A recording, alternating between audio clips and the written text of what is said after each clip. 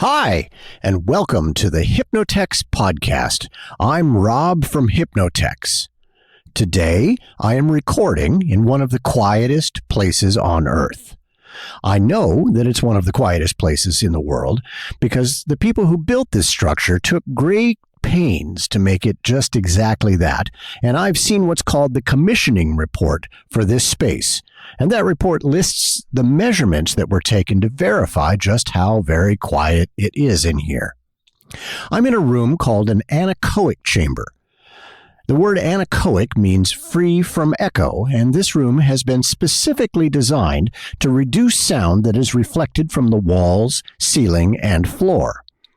The walls are covered with wedges made out of special materials that absorb and break up sound waves instead of reflecting them.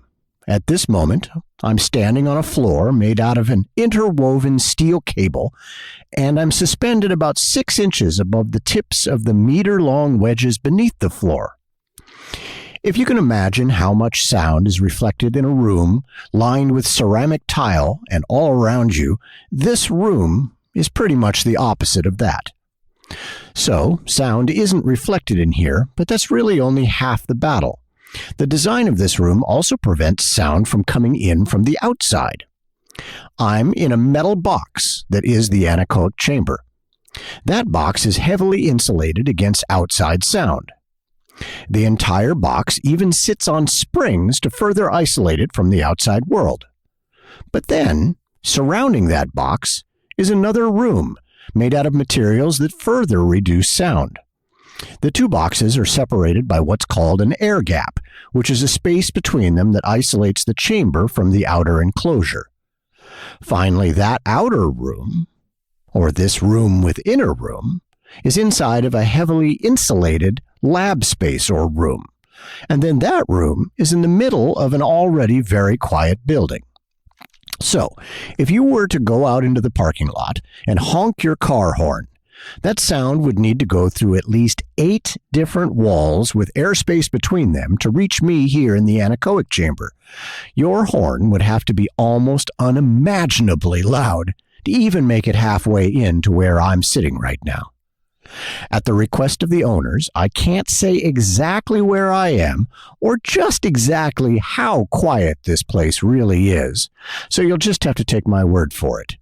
In the grand scheme of things, there are few, if any, places on Earth that are quieter than where I am right now. So, why am I here, and what does it have to do with hypnosis? That's a completely fair question. So a while back, a company with a similar anechoic chamber came up with some marketing copy that really rubs me the wrong way every time I hear it.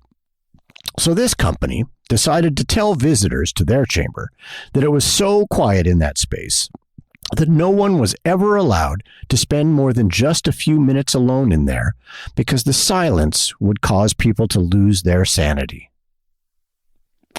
Now, that rubs me the wrong way for a number of different reasons. First off, it's blatantly untrue. People coming into spaces that are this quiet are sometimes uncomfortable with the quiet, but that's usually only because they're not used to the quiet. They're used to noise. But as far as it's somehow affecting your mental health, so humans don't do well with isolation. You trap us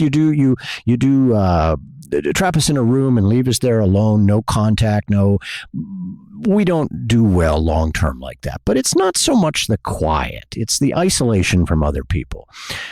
Actually, our bodies and our minds are really built for quiet. It's all the noise of modern society that's not healthy for us. And in fact, there's a great number of studies indicating that that's the case, that constant noise in the background is hazardous to us. Now, I'm going to go ahead and venture a guess that you're aware that there are noise exposure guidelines. Here in Washington, the occupational and safety people have them. Nationally, OSHA has workplace noise guidelines. You're aware that there are earplugs to protect us from noise, and in fact, you can actually permanently damage your hearing from too much noise. So it stands to reason that if people were going to be that concerned with noise, that if indeed quiet were hazardous, that we would have precautions in place. Very quiet places would have something that went beep, beep, beep, or something to make noise to keep you from going insane because you were in a quiet place. Now, when I put it like that, it sounds completely, patently absurd, doesn't it? Can you imagine that? You go in, you find yourself after a long journey in a wonderfully insulated, quiet hotel room. You ever had one of those where you go in and it's not your average hotel with the kids running down the hallways, like staying at Disney World or something, but maybe an executive floor at a travel hotel for business people. And you go in and it's very quiet. And the walls feel thick and it's like a tomb. You don't hear anything. There's no sound coming in. The windows are well insulated. Can you imagine if they just installed some sort of a noisemaker in that room because they were concerned that you were going to go crazy from being inside of your quiet hotel room for too long? Exactly. Now, this room is so quiet, this anechoic chamber that I'm in right now is so quiet that the equipment that I'm using to record this podcast can't actually even pick up how quiet it is. It has its own internal noise floor, and so if I'm quiet for a moment and you turn your volume up loud enough, you're still going to hear static, but I assure you that there is no sound whatsoever in this room.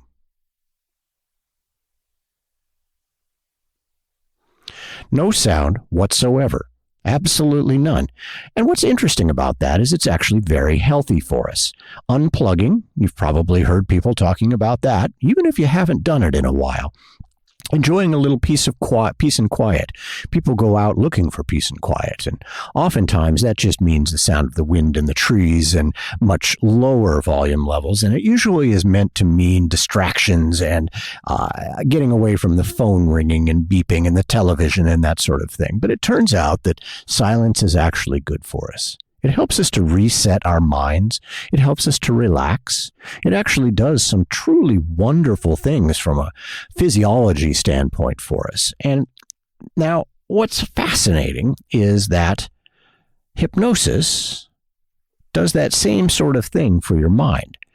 Can you imagine what it would be like if the sound inside your head, whatever sound you happen to hear, whether it's a voice nagging at you or your voice bothering you, telling you you're not good enough or you can't do this or you can't do that or you should have done that, or whether you hear sound or whatever, can you imagine if that just disappeared?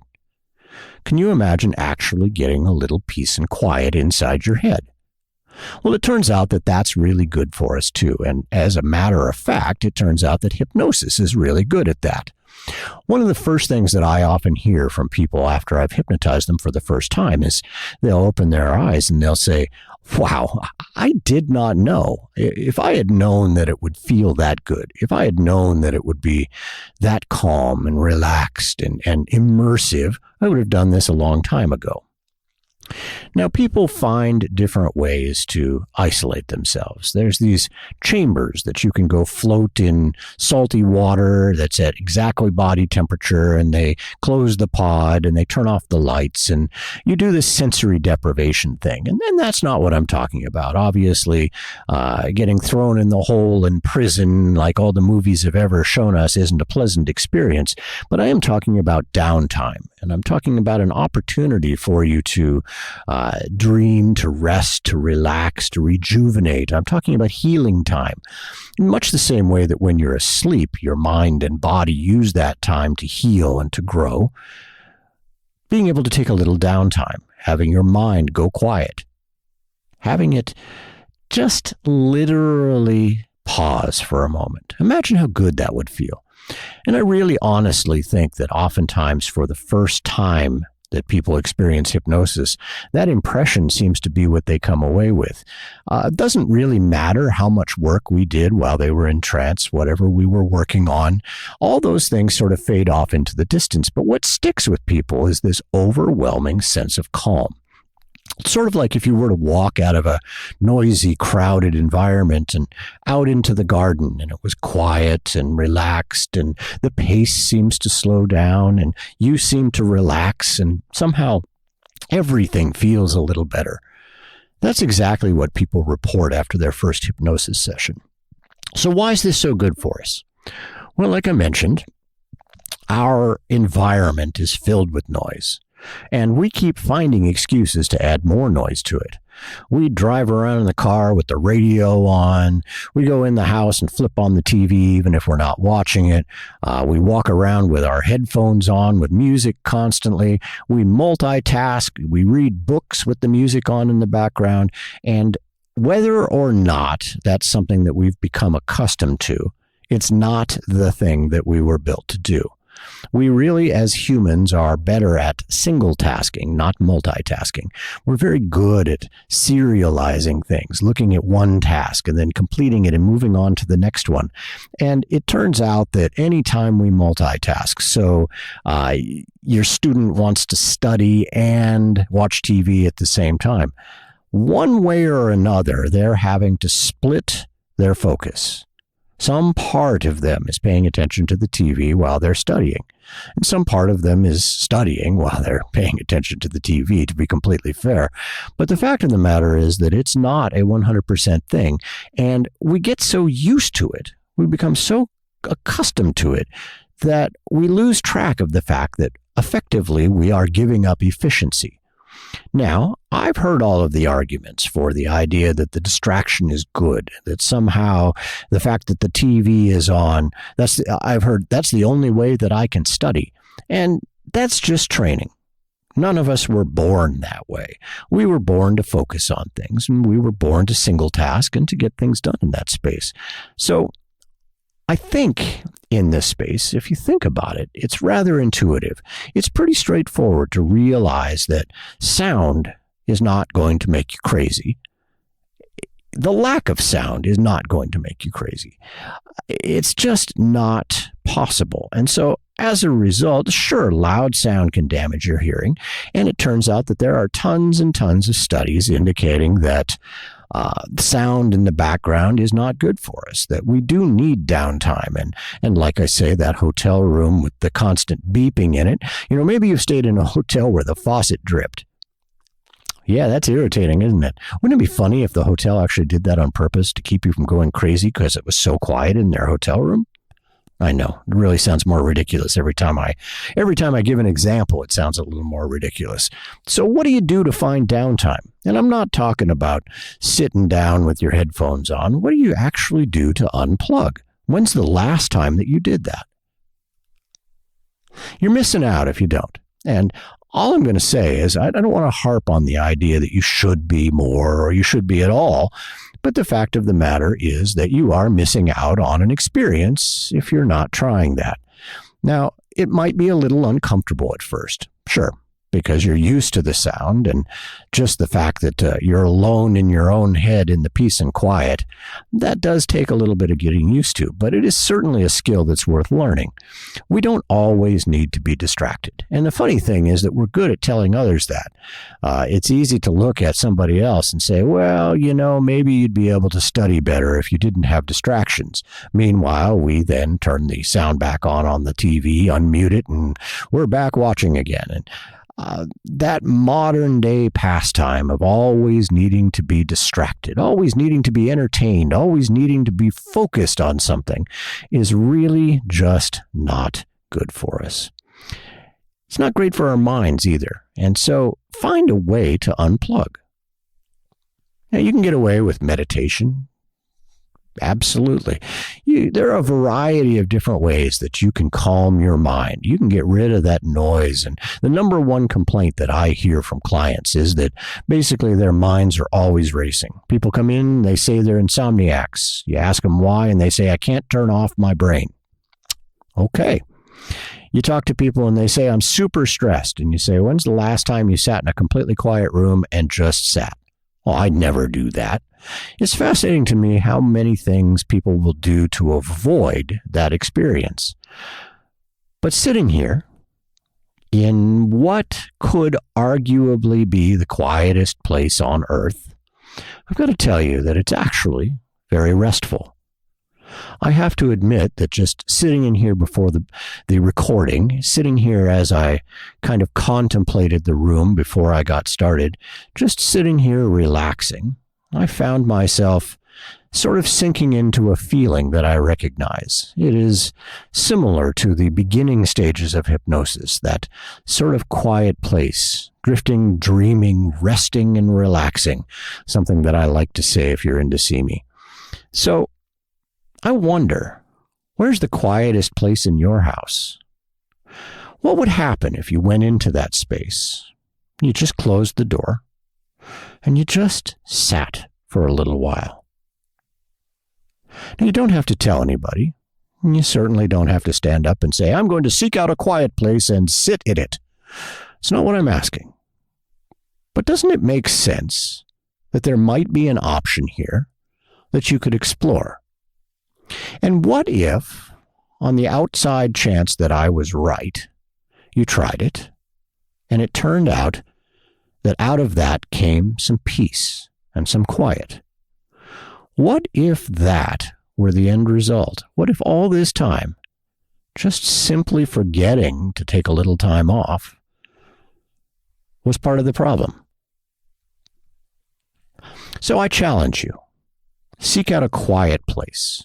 If you don't want to go into an anechoic chamber, or you don't happen to have one handy, then perhaps find yourself a place in the woods, or perhaps you have a very quiet car and you can drive way out at the far end of the Walmart parking lot and close the doors and turn off the radio and just sit in the quiet of the car for a little while.